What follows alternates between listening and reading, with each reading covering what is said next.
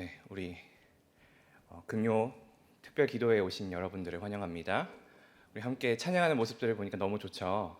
네, 우리가 온 세대가 함께 모여서 하나님을 찬양하고 하나님을 예배하는 것이 하나님 보시기에 얼마나 참 기쁜 일일까 생각됩니다.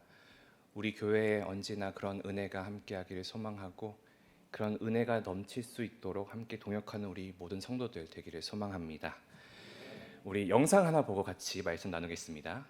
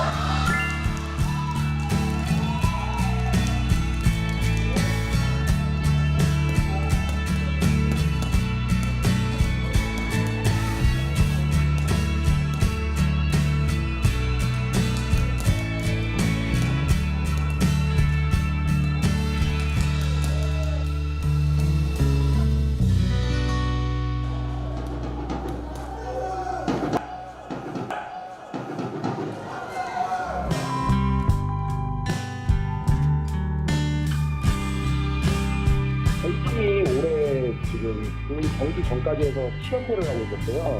저희 선수들이 이제 생각보다 잘하더라고요. 그날 오늘 뭔가 되겠다 했는데 그때 골을 넣는 순간에 그동안 좀 뭐랄까 참아왔던 막좀 울분 같은 거 터지면서 주변에서 저한테 막 그렇게 지는 팀을 뭐하러 응원하냐 이렇게 상처가 좀 됐었는데 그런 생각도 갑자기 이렇게 뻥 뚫리는 기분이 들고 감정을 너무 막 받아가지고 너무 진짜 막 제가 어른이 되고 나서 이렇게 엉엉 울어본 적이 없는 것 같아요.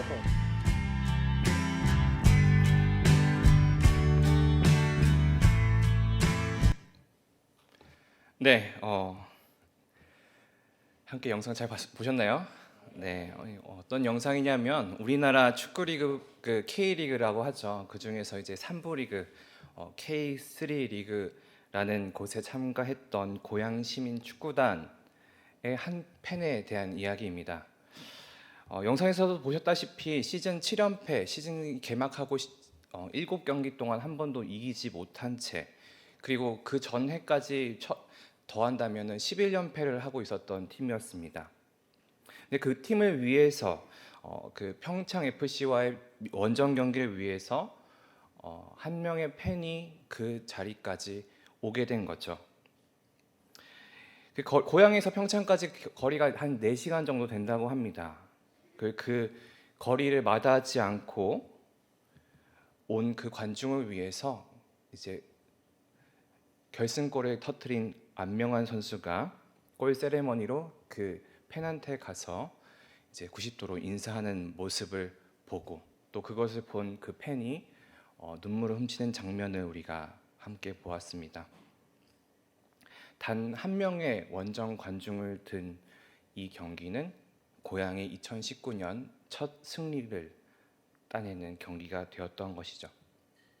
이 경기를 위해서 그 팬은 어떤 마음을 가지고 그 자리에 왔었을까요? 우리가 유명한 사람, 유명한 뭐 가수든 축구 선수든 그렇게 이야기를 한다면 충분히 그렇게 한 사람들이 많기에 이해할 수 있습니다. 그리고 그 사람이 승리를 할 것이라는 기대가 가지고 있기 때문에 그렇게 나아갈 수 있는 것이죠. 하지만 4시간이나 걸리는 그 거리를 가서 7연패를 하고 있는 그 팀을 혼자서 응원한다는 것, 그것은 쉬운 일이 아니라고 생각을 합니다. 하지만 그 팬이 가지고 있었던 것은 내가 응원하는 그 팀이 언젠간 승리할 것이고 지금은 연패를 하고 있지만 언젠간 승리를 따낼 것이라는 그런 믿음을 가지기 때문에 그 자리에 와서 홀로 응원을 하고 있는 것이라 생각합니다.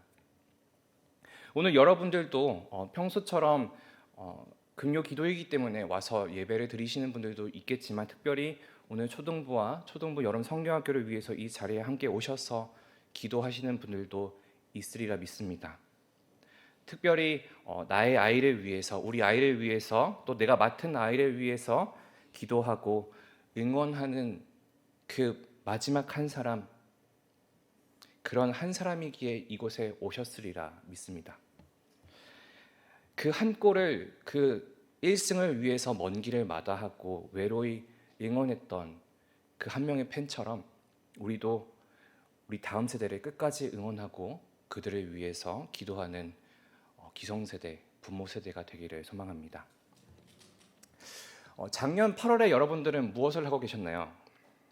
저는 작년 8월에 일어났던 일들 중에서 크게 생각나는 것이 3가지가 있습니다. 첫 번째는 부산에 제가 여름 휴가를 갔던 것인데요. 커피 투어를 했어요. 그래서 2박 3일 동안 부산에 가서 약 20잔 정도의 커피를 마셨습니다. 근데 그 시기가 그 서울에는 물난리가 났던 시기였어요. 그래서 저는 맑은 하늘에 부산에 있었는데 서울은 물난리가 나고 사당역이 물에 잠기고 친구들이 이제 지하철 탄 거 인증샷 인스타그램에 올려주는데 지하철 문 중간까지 물이 차오르는 그런 것들을 보게 되기도 했었습니다. 커피를 마셨기 때문에 새벽 3시가 되도록 잠을 잘 수가 없어서 뉴스만 보고 있었던 저의 모습이 기억이 납니다. 그리고 기억이 또 2번째로 나는 것은 무엇이냐면은 이제 휴가를 마치고 일주일 있다가 제가 섬기던 사역단체에서 휴직 기간을 가지고 있었어요. 1달 동안. 그리고 이제 복직을 해야 되는 상황이 있었는데 그 복직을 해야 되는 그 전날 주일날 컨디션이 너무 안 좋은 거예요. 원래 주일날 되면은 사역 끝나고 나면 이제 컨디션이 안 좋은 건 당연한 거긴 한데 근데 이제 집에 가니까 너무 안 좋은 거예요. 그래서 뭔가 이상하다 싶어가지고 이제 코를 찔러 보니까 이제 코로나였던 거죠. 그래가지고 이제 가을에 열심히 돈 모아서 어디 해외라도 여행을 가야겠다라고 생각을 했었는데 그 휴가를 이제 일주일 정도를 온전하게 코로나를 위해서 헌신하게 되어서 또 다른 휴가를 가지 못했던 그런 아픔이 있었던 기간이 이 시기였습니다. 그렇기 때문에 어쩔 수 없이 다행히도 제가 함께 섬기고 있었던 교회 부서에 저와 동기였던 9살 어린 동생이 이제 교사로 있어가지고 그 친구에게 설교를 맡기고 또 그렇게 부탁했던 기억이 있는 것이 2번째 저의 8월의 기억입니다. 그리고 3번째 기억은 제가 이제 코로나를 마치고 그 다음에 복직을 하고 나서 함께 그 선교단체 사람들과 고민했던 내용입니다. 이 시대의 다음 세대들에게 어떠한 메시지가 필요할까? 우리 아이들은 어떠한 상황에 처해 있을까? 그리고 그 아이들의 삶에는 어떠한 문제점들이 있을까를 함께 고민했었던 시기였습니다. 그때 같이 많은 이야기를 나누었습니다. 많은 사람들이 SNS를 하면서 남들에게 보여주기 위한 삶을 살아가고 있는 그런 모습들을 살고 있구나. 코로나 시기를 지내면서 교회가 어떤 곳인지에 대한 개념을 상실하는 경우가 너무나 크구나. 교회의 역할이 무엇인지가 잊혀지고 있구나. 그런 이야기들도 함께 하고 있었는데요. 점점 마음을 합쳐가면서 지금의 이 다음 세대들에게 우리 한국 교회의 아이들에게 믿음이 무엇인지를 알려주는 것이 참 필요하겠구나라는 것을 나누게 되었습니다. 최근에 우리 교회에 오신 한 분들도 그렇게 이야기를 하시더라고요. 코로나 3년 기간 동안 우리 아이가 교회를 한 번도 온 적이 없다. 제가 그 작년에 한 부서를 맡았을 때도 그 아이들에게는 여름 성경학교가 없었습니다. 3년 동안요. 3년 터울로 있는 부서였는데 그럼 어떻게 될까요? 그 부서에 들어와서 성경학교를 한 번도 해본 적이 없는 거예요. 그러면 믿음에 대해서, 하나님을 믿는 게 무엇인지에 대해서, 함께 집회가 무엇인지, 함께 기도하는 것이 무엇인지, 이런 것들에 대해서 아이들이 전혀 모른다는 거죠. 그렇다면 그런 아이들에게, 지금도 돌아오지 않은 아이들이 많은데 그 아이들에게 우리가 어떤 이야기를 해줄 수 있는가? 믿음이 무엇인지를 알려주고 믿음의 삶이 무엇인지를 함께 나누는 것이 필요하겠구나라는 것을 이야기하게 되었습니다.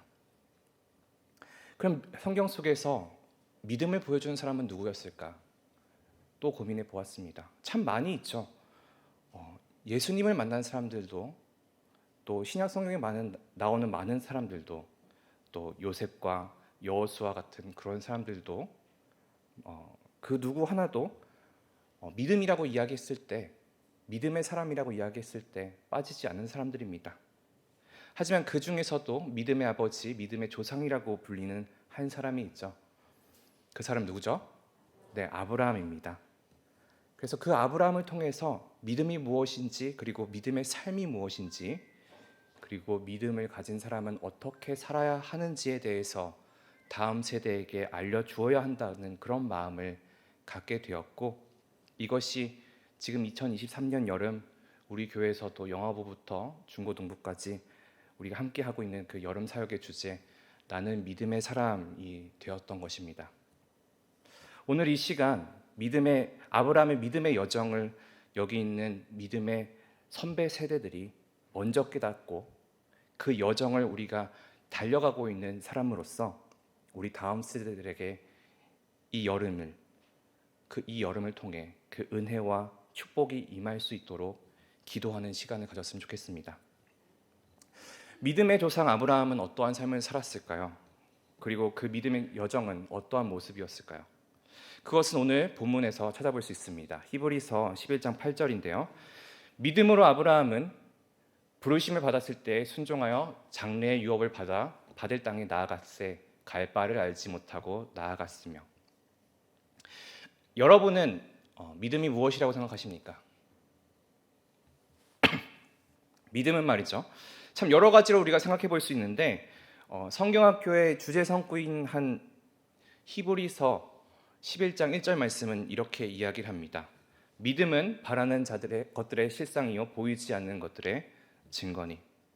이것은 무엇을 이야기합니까?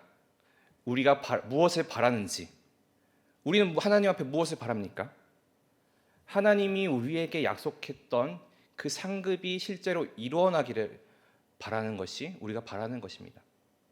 그러면 우리에게 보이지 않는 것은 무엇일까요? 안타깝게도 하나님의 존재, 하나님의 섭리, 하나님의 신실하심, 하나님의 능력, 그것이 우리에게 보이지 않는 것입니다. 그렇다면 바라는 것들의 실상이라는 것은 무엇을 의미할까요? 한 신학자는 이렇게 해석합니다. 믿음은 바라는 것들의 실체에 부합하게 사는 것, 혹은 믿음은 바라는 것들이 실체인 것처럼 살아가는 것이라고 이야기를 합니다. 이것은 히브리서에서 이야기하고 있는 본문의 14절에서 16절까지 말하는 본향이라는 단어, 10절에서 말하는 지으실 터라는 단어, 그리고 12장에 나타나는 흔들리지 않는 나라, 그것들이 실제인 것처럼 살아가는 것을 이야기하는 것입니다. 근데 이것들이 내 눈에 보이는 것이냐? 전혀 그렇지 않은 게 문제죠. 내 손아귀에 쥐어지는 것이냐? 그렇지 않습니다. 보이지 않고 내 손에 쥘 수 없는 것들이 이 도성이고 흔들리지 않은 나라이며 본향인 것이죠. 하지만 히브리서 11장 1절은 그 믿음이라고 이야기를 하면서 그것이 있는 것처럼, 내게 주어진 것처럼 살아가는 것이 믿음이다라고 이야기를 하는 것입니다. 따라서 믿음으로 살아간다는 것은 하나님이 약속하신 것을 받기 위해서 공덕을 쌓아가는 것이 아니라 살아계신 하나님을 의지함으로 살아가는 것이, 그리고 그 안에서 살아가는 것이 믿음이다라고 이야기를 하는 것입니다. 그렇다면 보이지 않는 것들의 증거는 무엇을 의미할까요? 믿음은 보이지 않는 실체의 객관적인 증거라고 이야기하는 것이죠. 방금 우리가 말했던 하나님의 존재, 하나님의 능력, 하나님의 섭리, 하나님의 신실함, 하나님의 능력, 우리는 이것을 어떻게 증명합니까? 어떻게 증명하죠?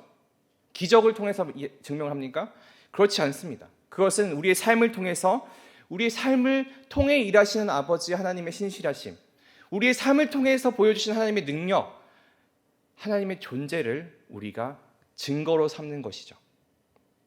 하나님은 자신의 존재를, 섭리를, 신실하심을, 능력을, 그것을 믿는 자들의 삶을 통해서 경험케 하시는 분이십니다. 그 경험으로 우리가 하나님이 살아계시는구나라는 것을 확인하는 겁니다. 이것은 아브라함의 삶에서도 마찬가지입니다. 하나님이 그를 부르셨을 때 그에게 약속받은 것이 있었습니다. 그러나 그가 어디로 가야 할지 갈 바를 알지 못했죠. 그리고 그는 그의 삶을 통해서 증거를 얻게 됩니다. 하나님은 75세의 아브라함을 부르셔서 그에게 약속하셨습니다. 창세기 12장 1절에서 2절 말씀입니다. 여호와께서 아브라함에게 이르시되 너는 너의 고향과 친척과 아버지의 집을 떠나 내가 내게 보여줄 땅으로 가라. 내가 너로 큰 민족을 이루고 내게 복을 주어 내 이름을 창대하게 하리니 너는 복이 될지라. 갈대아 우르에게 살고 있는 한 사람에게, 한 노인에게 하나님께서는 찾아오셨고 그에게 말씀하셨습니다. 일반적인 이성으로는 그 말을 따라가기가 불가능했을 것입니다. 왜? 나는 이미 충분히 나이가 많이 있고, 그리고 민족을 이루고 큰 복을 얻겠다 이야기를 하지만 그것을 기대하기에는 나이가 너무 많았기 때문이죠. 하지만 아브라함은 달리 행동했습니다. 창세기 12장 4절 상반절 말씀인데요. 이에 아브라함이 여호와의 말씀을 따라갔고, 믿음은 바라는 것의 실체인 것처럼 살아가는 것이라 말씀드렸습니다. 75세 아브라함에게는 아들이 없었고 정착하며 살 곳도 없었습니다. 그러나 그는 자신을 부른 하나님의 말씀을 따라갔고 고향과 친척과 아버지의 집을 떠난 것이죠. 눈에 보이는 그런 확인 가능한 것을 따라 선택한 것이 아니라 손에 닿지 않는 것에 대한 그 신뢰가 있었던 것입니다. 제 말로 그러면 믿음이 무엇인지를 한번 정리해 보자면 이런 것이죠. 믿음이란 불확실성에 대한 확실성을 가지고 살아가는 것. 내가 이것이 정말 이루어질지 모르지만 이루어질 거라 믿고 살아가는 것. 질 거라도 아닙니다. 이루어졌다라고 믿고 살아가는 것이죠. 우리의 삶에서도 마찬가지입니다. 부르심에 따라 우리는 살아가고 있지 않습니까? 우리는 눈에 보이지도 않는, 손에 잡히지도 않는 하나님을 믿고 있습니다. 우리는 늘 불확실성 안에서 믿음을 가지고 살아가고 있지만 확실성 있는 삶을 살아가는 우리 모두가 되길 소망합니다. 그러면 이제 믿음이 무엇인지 알았다면 믿음의 삶은 무엇일까요? 시간이 지나서 하나님께서는 두려움에 있는 아브라함을 부르셨습니다. 창세기 15장 3절에서 5절 말씀인데요. 아브라함이 또 이르되 주께서 내게 씨를 주지 아니하셨으니 내 집에서 길린 자가 내 상속자가 될 것이니이다. 여호와의 말씀이 그에게 임하여 이르시되 그 사람이 내 상속자가 아니라 내 몸에서 날 내 상속자가 되리라 하시고 그를 이끌고 밖으로 나가 이르시되 하늘을 우러러 무뼈를 셀 수 있나 보라. 또 그에게 이르시되 내 자손이 이와 같으리라. 하나님의 말씀을 따라서 고향을 떠나 그리고 가나안 땅으로 갔었지만 아브라함에겐 두려움이 있었고 그에게 하나님께서는 약속을 맺으셨습니다. 그가 가진 두려움은 두 가지라고 우리가 지난주에 함께 나누었습니다. 하나는 다른 족속의 침입에 대한 두려움, 그리고 또 다른 하나는 여전히 생기지 않는 자식에 대한 걱정이었습니다. 하나님은 아브라함에게 이 환상을 보여주시고 별들을 보고 모래를 보면서 너의 자손들이 이렇게 많아질 것이다 라고 이야기를 하셨지만, 그런 근거를 주셨지만 그거에 대한 믿지 못함이 여전히 있었습니다. 그런 아브라함에게 하나님께서는 약속을 주셨던 것이죠. 제물을 바치라 하시고 제물을 쪼개어 그 사이를 횃불이 지나가는 것을 보여주게 함을 통해서 하나님과 사람 사이의 언약이 맺어지는 것을 체험할 수 있게 하셨죠. 그러나 그에게 믿음이 없었다면 이러한 환상도, 이러한 쪼개진 제물 사이로 횃불이 지나가는 것도 소용이 없었을 것입니다. 그러나 이것이 우리의 삶의 중요한 이유는 그 아브라함이 하나님과의 그 약속, 그 언약을 믿었기 때문입니다. 창세기 15장 6절인데요. 같이 한번 읽어볼까요? 아브라함이 여호와를 믿으니 여호와께서 이를 그의 의로 여기시고. 아브라함은 그 두려움이 있는 상황, 자식이 없고 외세가 자기를 침입할 수 있는 그런 상황에서 하나님의 그 약속을 믿었습니다. 사실 약속이라는 것도 마찬가지입니다. 실체가 없는 것이죠. 우리 아이들과 이렇게 새끼손가락 걸고 뭐 복사를 한다고 하지만 잊어버렸다, 알지 못한다라고 이야기하면 끝날 수 있는 것입니다. 누군가는 마음이 상하겠지만 그것을 증명할 수 있는 방법이 없죠. 아브라함도 마찬가지입니다. 자기가 환상을 보았고 재물을 보았지만 그 재물은 이제 자기 옆에 있는 것이 아니기 때문이죠. 그렇지만 아브라함은 그 믿음을 가지고 있었습니다. 하나님께서는 우리에게도 약속을 주셨습니다. 그 약속은 무엇인가요? 우리를 향한 그 구원의 약속입니다. 예수님 잘 믿으면 좋은 대학 가고 취직 잘하고 돈 많이 벌고 결혼 잘한다는 약속은 성경에 있지 않습니다. 하나님이 우리에게 주신 약속은 구원과 영원한 생명에 대한 약속이죠. 너무나 잘 알고 있는 내용입니다. 사도행전 16장 31절 말씀인데요. 이르되 주 예수를 믿으라. 그리하면 너와 내 집이 구원을 받으리라. 이것이 우리가 받은 약속입니다. 예수 그리스도를 믿어야 우리가 구원을 받는다.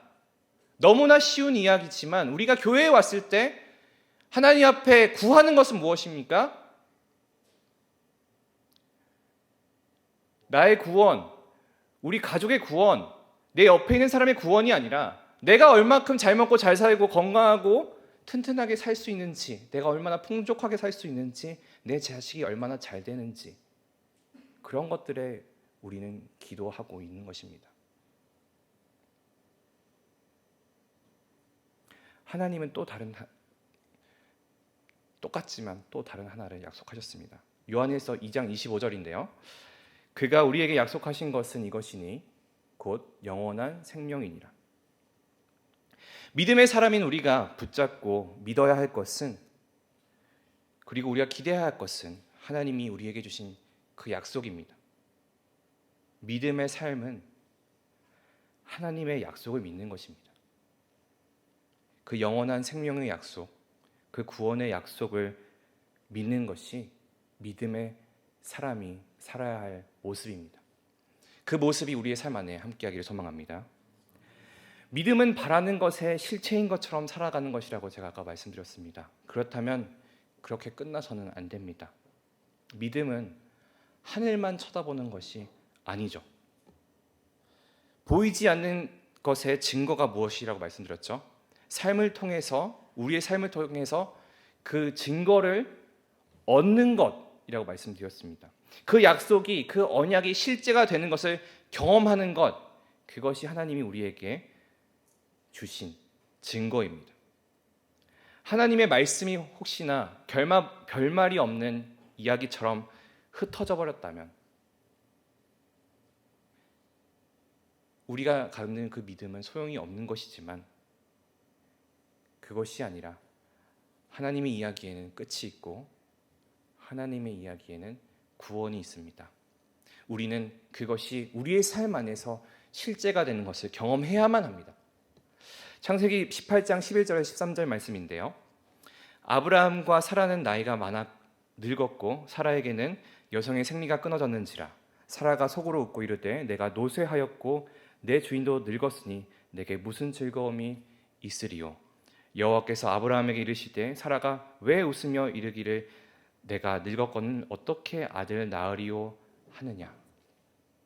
시간이 지나 아브라함이 99세가 되었지만 그 가정에는 여전히 사라를 통한 아이는 없었습니다. 아들도 없었고 딸도 없었죠. 그런데 하나님께서는 그 아브라함에게 그리고 사라에게 이야기를 하셨습니다. 사라를 통해서 아들이 생길 것이다 라고 말이죠. 99세의 아브라함과 90세의 사라는 하나님의 부르심을 따라서 떠나 25년이란 시간이 지났지만 여전히 자녀가 없었습니다.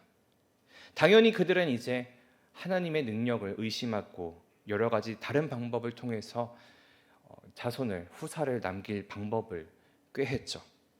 이스마엘이 태어나게 된 것도 마찬가지입니다. 그때 하나님은 말씀하셨습니다. 창세기 18장 14절 15절 말씀입니다. 여호와께서 능치 못할 일이 있겠느냐? 기한이 이를 때에 내가 내게로 돌아오리니 사라에게 아들이 있으리라. 사라가 두려워서 부인하여 이르되 내가 웃지 아니하였나이다. 이르시되 아니라 내가 웃었느니라. 처음에는 비웃었는지 모릅니다. 의심했는지 모릅니다. 그러나 이런 확신을 가질 수 있도록 하는 사건들을 통해서 하나님께서는 그 두 사람의 마음을 잡아주셨습니다. 그리고 그 능력이 실제가 되는 것을, 불확실한 것이 확실하게 되는 것을 삶을 통해서 보여주시게 되는 것이죠. 그래서 그들의 삶에서 그 증거를 얻어 약속하신 그 언약이 실제가 되는 것을 경험하게 되는 것입니다. 창세기 21장 1절에서 3절 말씀인데요. 여호와께서 말씀하신 대로 사라를 돌보셨고 여호와께서 말씀하신 대로 사라에게 행하셨으므로 사라가 임신하고 하나님이 말씀하신 시기가 되어 노년에 아브라함에게 아들을 낳으니 아브라함이 그에게 태어난 아들 곧 사라가 자기에게 낳은 아들을 이름하여 이삭이라 하였고 25년의 기다림, 25년의 인내, 25년의 불확실성 끝에 하나님의 말씀대로 여호와의 말씀하신 대로 돌보시고 아이를 갖고 말씀하신 시기가 되어서 아이가 태어나게 되었습니다. 그 25년이라는 오랜 시간 끝에 하나님의 능력을 이제야 경험하게 되었고 믿을 수 있게 되었고 그것이 그들의 삶 안에 실제가 되었던 것입니다. 하나님께서는 25년이라는 오랜 시간 동안 그들에게 말씀하시고 인도하시고 능력을 보여주셨지만 그들이 자신의 눈으로 확인할 수 있었던 것은 결국엔 이삭이 태어나는 그 약속의 실현이 있느냐 없느냐로 확인할 수 있던 것입니다.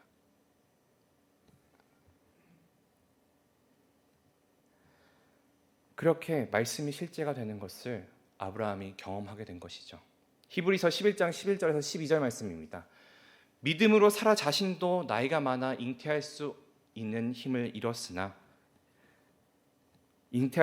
얻었으니 이는 약속하신 일에 미쁘신 줄 알았습니다. 이러므로 죽은 자 같은 한 사람으로 말미암아 하늘의 허다한 별과 또 해변의 무수한 모래와 같이 많은 후손이 생육하였느니라. 25년이 지나고 아들이 태어나야 하나님을 드디어 믿을만 하게 된 것입니다.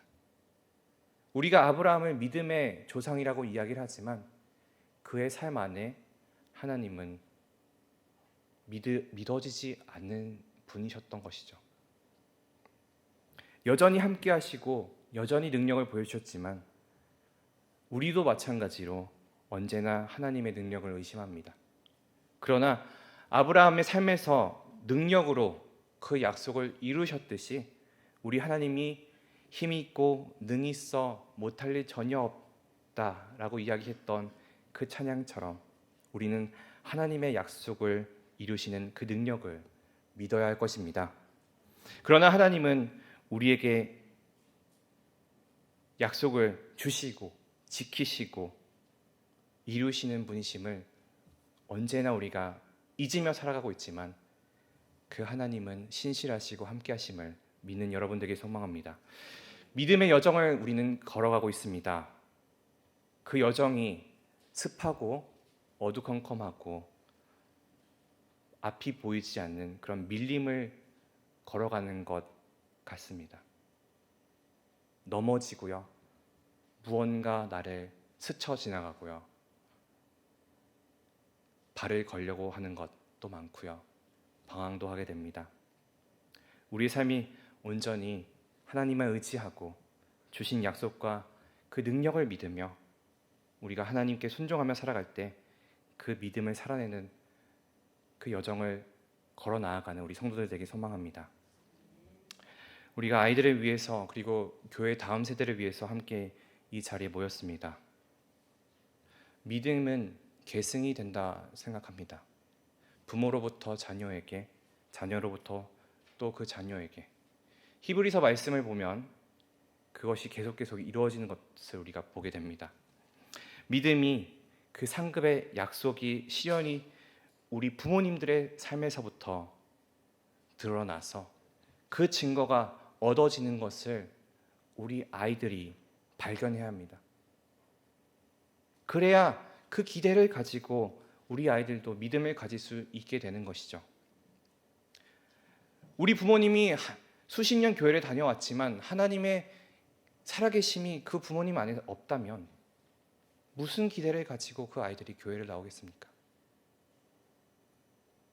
세상 사는 사람이랑 똑같이 살아가고 있는데 하나님이 함께 하시다는 그런 모습과는 전혀 다른 모습을 살아가고 있는데 우리 아이들이 믿음의 사람으로서 성장하기를 바란다는 것은 너무나 허황된 이야기라고 생각을 합니다. 우리의 부모님들부터 먼저, 우리 기성세대들부터 먼저 하나님의 은혜와 그 은혜의 능력이 우리의 삶 안에서 실현되어지는 그것을 경험하고 그것을 우리 아이들이 발견하게 하고 또한 그것이 전승되어서 우리 아이들에게도 동일한 은혜가 나타나게 되기를 소망합니다. 그래서 여호수아는 이렇게 이야기했습니다. 만일 여호와를 섬기는 것이 너희에게 좋지 않게 보이거든 너희 조상들이 강 저쪽에 섬기는 신들이든지 또는 너희가 거주하는 땅에 있는 아모리 족속의 신들이든지 너희가 섬길 자를 오늘 택하라. 오늘 나와 내 집은 여호와를 섬기노라 하니. 출애굽하는 백성들도 눈에 보이지 않는 그 땅을 기대하며 약속에 따라 나아갔던 자들입니다. 그리고 그 안에서 하나님이 일하시고 계신다는 사실을 경험했었던 사람이죠. 이제 여호수아와 이스라엘 백성은 하나님의 살아계심을 체험했던 것이고 그리고 그것이 있었기에 믿었기에 이런 고백을 할 수 있었던 것이죠. 이 믿음의 고백이 우리 가정 안에 대대로 이어지기를 소망합니다. 그리고 우리 아이들이 하나님 앞에 나아가는 믿음의 사람으로서 성장해 나아가기를 기도합니다. 우리 삶에 보여지는 그 불확실성이 하나님이 주시는 그 믿음 안에 확실함을 갖게 하여서 우리 교회가, 우리 가정이 온전히 하나님의 은혜가 넘치는 하나님만 선택하는 믿음의 사람이 세워지는 그런 가정 되기를 소망합니다. 함께 찬양하고 기도하기 원합니다.